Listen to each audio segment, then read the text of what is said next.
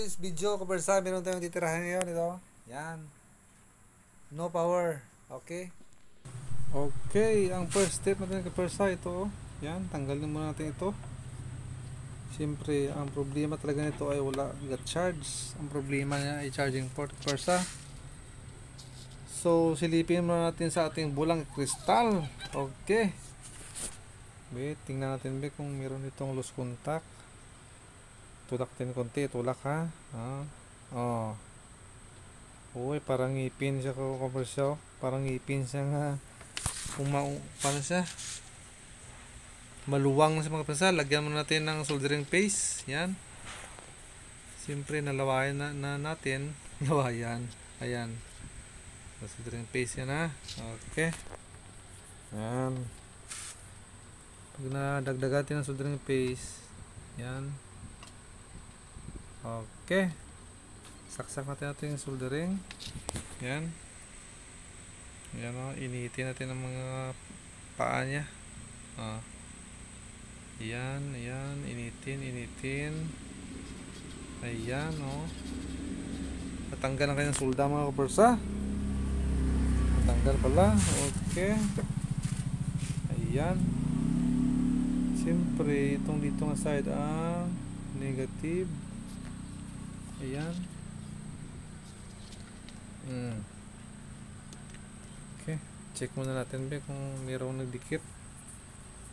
Lagyan natin ng thinner. Okay, hugasan natin ang kanyang kung may short ba o wala. Ayan o, kita mo naman, solda na lahat.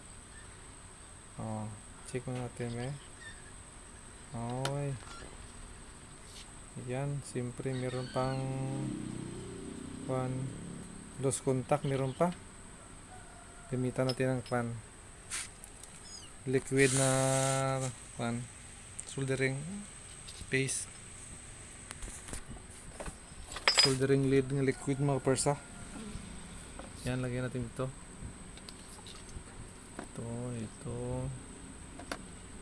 para madagdagan natin ang kanyang solda. Ayan, nakikita mo naman ayan, sige. Ayan na, managdagan na. Ito naman ang side. Ayan, ito naman. Ayan pa. Nakikita mo naman sa bulang kristal ito mga kabarsa. Ayan, makapal na kanyang solda. Parang naamoy ko ng pera na ito kabarsa. Kunti lang labor na ito kabarsa, kay loose contact man lang. Ayan, subukan natin mga kabarsa kung legit pa talaga. Okay, try natin ipitin natin dito. Ayan, dito pa ilagay natin ang supply battery ng lights niya. Yan, okay. Try natin na sa charger kung gumagana na. Testing natin. Yan.